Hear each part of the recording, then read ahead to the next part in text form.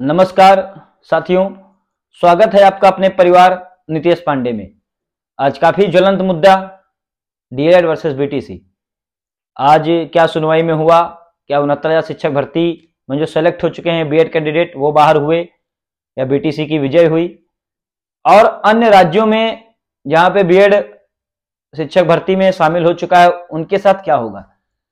आज केस हुआ, हियरिंग हुई, उन सब बातों को मैंने सुना, हियरिंग को लाइव जुड़ा, और जो भी तथ्य चाहे बीएड की तरफ से रखे गए हों या डीएलएड की तरफ से रखे गए हों सभी को सुना और उसको मैंने लिखा कि आपके बीच कम छोटे से समय में सब कुछ आपको बताया जाए कि आगामी एनसीटी की गजट हो कब से लागू होगा, या 2018 का गजट जब आया या 2010, सब पे चर्चा होगी विस्तृत तरीके से। यदि आप चैनल पर नए हो, चैनल को जरूर सब्सक्राइब करिए और वीडियो को अपने हर एक ग्रुप में, हर एक व्हाट्सएप पर ज्यादा से ज्यादा शेयर कीजिएगा, क्योंकि ये काफी इंफॉर्मेटिव वीडियो है। चाहे आप बीएड हो चाहे आप डीएलएड हो, हर एक व्यक्ति के लिए अति महत्वपूर्ण है। क्योंकि मैंने देखा कि यूट्यूब पर पोस्ट पर कुछ अन्य चीजें दिखाई जा रही हैं। तो साथियों, अब समय जाया ना करते हुए अपने मुद्दे पे लौटते हैं। तो मुद्दा था आज बीएड की तरफ से सीनियर अभिषेक मनु सिंघरी जी और बीएड की तरफ से प्रशांत भूषण जी थे। वही डीएलएड की तरफ से मीनाक्षी अरोड़ा जी और सीनियर गोपाल शंकर नारायण जी थे। इन लोगों में थे ही जस्टिस धोलिया थे ही। उसके बाद फैसला शुरुआत यह होती है कि 11 अगस्त 2023 को जो बीटीसी बीएड का फैसला आया है उसको कब से लागू किया जाए, या वो उस तारीख से लागू होगा या 2018 का जो गजट आया उसको रद्द करके तब से लागू होगा। तो शुरुआत होती है, प्रशांत भूषण जी अपनी बातें रखते हैं कि ऑनरेबल चीफ जस्टिस के सामने कि जो पश्चिम बंगाल में भर्ती हुई उसमें बीएड चयनित है उनके लिए क्या होगा। तो उस पे सुधांशु उन्होंने अपना बताया कि वह रोजगार के लिए उनके अधिकारों का हनन होगा। तो वहां पर सुधांशु धौलिया जी ने साफ स्पष्ट कर दिया, क्या रोजगार के लिए हम अनुच्छेद 21 से किसी के मौलिक अधिकार 6 से 14 वर्ष के बच्चों का आप हनन कर सकते हैं। तो वहां पर वह प्रश्न तुरंत शून्य कर दिया गया। उसके बाद फिर से प्रशांत भूषण जी ने बात रखी कि बीएड को शामिल करने से गुणवत्तापूर्वक शिक्षा उनको मिल जाती है, क्वालिटी ऑफ एजुकेशन मिल जाती है। तो यहां पे तुरंत फिर से सुधांशु धौलिया जी की बेंच में सुधांशु धौलिया ने यह बात रखी कि आपको यह याद होगा कि क्वालिटी ऑफ एजुकेशन की वजह से ही बीएड को ब्रिज कोर्स कराया जाता है, जिसकी वजह से वह अमान्य माना गया है। तो फिर से बीएड की तरफ से पक्ष रखा गया कि ब्रिज कोर्स हमको कराया जाता है, इसीलिए तो उसको सीधे नकार दिया गया। सीधे सुधांशु धौलिया जी ने ब्रिज कोर्स को सीधे तौर पे खारिज कर दिया। उसके बाद बीएड की तरफ से अभिषेक मनु सिंघवी जी ने कहा कि यह एक रेट्रोस्पेक्टिव लागू होना चाहिए, जिसमें सभी ने सहमत जताई, चाहे जस्टिस धौलिया जी हो, सभी ने सहमत जताई। पर जज ने यह कहा कि यह भी इसी मुद्दे पे बात हो रही है कि यह फैसला कब से लागू होना चाहिए। इसके बाद अभिषेक मनु सिंघवी जी ने कहा बीएड 2023 में फैसला दिया गया है, 2010 से आरटी एक्ट प्रभावी हुआ, 23 अगस्त 2010 से यह लागू था। और अभिषेक मनु सिंघवी जी ने एक थोड़ी गलत चर्चा कर दी कि 2010 से अब तक 1 लाख से अधिक 5 राज्यों में बीएड के जो शिक्षक हैं वह कार्यरत हैं, जिसमें उन्होंने उत्तर प्रदेश, बिहार, छत्तीसगढ़, वेस्ट बंगाल, राजस्थान, इन राज्यों का नाम लिया। उनके हिसाब से जब ये बातें रखी गई तो इस पे मैंने कुछ अपने पॉइंट निकाले जो मैं आपके बीच रखना चाहूंगा कि तो जस्टिस धौलिया जी ने कहा जब 1 लाख कार्यरत हैं, इसके अलावा अलग से फाइल डालिए, एसएलपी लगाइए, क्योंकि एक एसएलपी पे एक ही काम करिए, जिसमें आरटी 2009 में जो एकेडमिक बनाती है किसी भी परीक्षा में क्या आहार एलिजिबिलिटी क्राइटेरिया वही डिसाइड करती है, जिसमें 23 के भाग 2 को सरकार बताती है कि हमारे वहां एनसीटी 23A के अंतर्गत मिनिमम एलिजिबिलिटी तय की जाती है। मिनिमम एलिजिबिलिटी के तहत उस समय 2010 में यह था कि हमारे पास न डीएलएड बीएड स्टूडेंट की पर्याप्त मात्रा नहीं थी, जिसकी वजह से आपको जोड़ा गया या केंद्र सरकार को गजट भेजा जाता है। उसके बाद एनसीटी में संशोधन करके इसको उस राज्य के लिए योग्य कर दिया जाता है।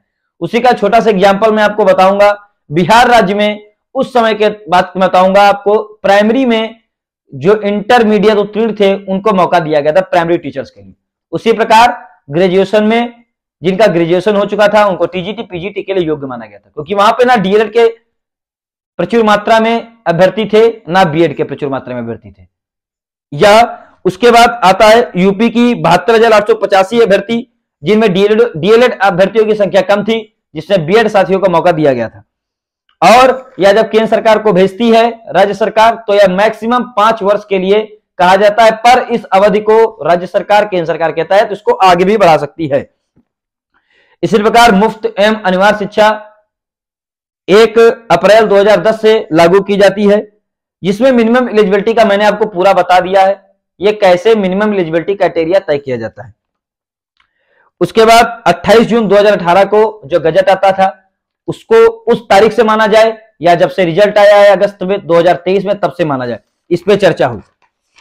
उसके बाद डीएलएड की तरफ से मीनाक्षी जी ने अपनी बातें रखी कि जिसपे हमारे अभिषेक सिंघवी जी ने बातें रखी थी कि ये राज्यों का मैटर है, तो उन्होंने मीनाक्षी जी ने साफ साफ कहा यह किसी एक पर्टिकुलर राज्य का मैटर नहीं है, ये पूरे केंद्र का है, पूरे देश का मैटर है, जहां पे डीएलएड वर्सेस बीएड मैटर चल रहा था, और यह एक सेंट्रल लेवल का मैटर है। इसको जो सुप्रीम कोर्ट से फैसला आया वह सभी के लिए मान्य होना चाहिए।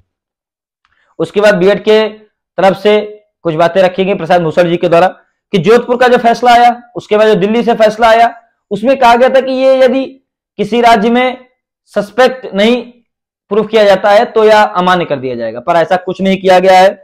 और एक बहुत बड़ा प्रश्न कि 69,000 शिक्षक भर्ती में जो हमारे सम्मिलित हो चुके हैं उनके लिए क्या प्रश्न होगा, उनका स्थिति असमंजस रहेगी या सम्मति से रहेंगे, इस पर आज कोई चर्चा नहीं हुई है। लेकिन कुछ लोग डाल रहे हैं कि 2018 से लागू होगा, तो यदि ऐसा होता है तो जो 69,000 में बीएड कैंडिडेट होंगे उनको बाहर किया जाएगा। पर आपको मैं बता दूं, बीएड कैंडिडेट जो इसमें लगाई गई है अर्णव घोष जी की पश्चिम बंगाल से, उनकी या जो लगाई गई थी एक क्या मिसलेनियस एप्लीकेशन, उसका यही उद्देश्य था कि ऑनगोइंग या उसके बाद होने वाली भर्तियां, इस अगस्त में जो आई है 2023 में परिणाम, इसके बाद जो भर्तियां आएंगी ऑनगोइंग होंगी या होने वाली होंगी किसी भी राज्य में, उस पर यह लागू होता है। पर इसके लिए उत्तर प्रदेश में जो 69 शिक्षक भर्ती है उसके लिए गुड्डू सिंह जी ने अपना केस किया है। गुड्डू सिंह जी की 22 तारीख को सुनवाई है, उस पर जो अपडेट आएगी वो अभी आपको इस चैनल के माध्यम से बताई जाएगी। तो अभी तक जो मैंने पूरा इस मैटर को समझा, ये जब जजमेंट कॉपी आएगी, पीडीएफ आएगी, उसके बाद ही आपको अच्छे तरीके से बताया जा सकेगा क्या एक उचित निर्णय आया, कौन बाहर हुआ कौन अंदर। तो सोशल मीडिया पे किसी प्रकार का पैसा भ्रामक सूचना मत शेयर करिए। और यह वीडियो शायद आपको अच्छा भी लगा हो, क्योंकि मैंने इसमें आरटी 2009 कैसे एलिजिबिलिटी क्राइटेरिया सेट होता है, कैसे मिनिमम एलिजिबिलिटी क्राइटेरिया हो गया, कब आप बीएड को कब कितने दिन के लिए मान्य किया गया था, सब बातें मैंने आपके बीच रखी। ये सभी बातें हुई, जिसके बाद सुधांशु धौलिया जी ने कुछ कंक्लूजन में आपको बता देता हूं। आज के पूरे जब बात हो गई, कंक्लूजन यही निकला कि प्रशांत भूषण जी ने ऑनगोइंग भर्ती के लिए बात की, तो उन्होंने सीधे जस्टिस धौलिया जी ने कहा कि इसके लिए आप अलग से एक ले लीजिए याचिका, उस पर बात करेंगे। और उन्होंने सीधे कहा कि यह नौकरी देने के लिए या रोजगार देने के लिए कोर्स नहीं है। और उसके बाद सीधे ब्रिज कोर्स को कहा गया, तो उसको भी सीधे तरीके से नकार दिया गया जस्टिस धौलिया की तरह। तो यदि आप चैनल पर नए हो, चैनल को जरूर सब्सक्राइब करें, वीडियो को ज्यादा से ज्यादा ग्रुपों में शेयर करें, और जिससे डीएलएड बीएड और उन्नत शिक्षक भर्ती किसी भी राज्य से आप जुड़े हैं, अपना परिवार है, परिवार को बढ़ाएं। और ऐसे ही चैनल से जुड़े जाएंगे, आगामी अपडेट आपको जल्दी दी जाएगी। सेशन में जुड़ने के लिए सभी साथियों का धन्यवाद।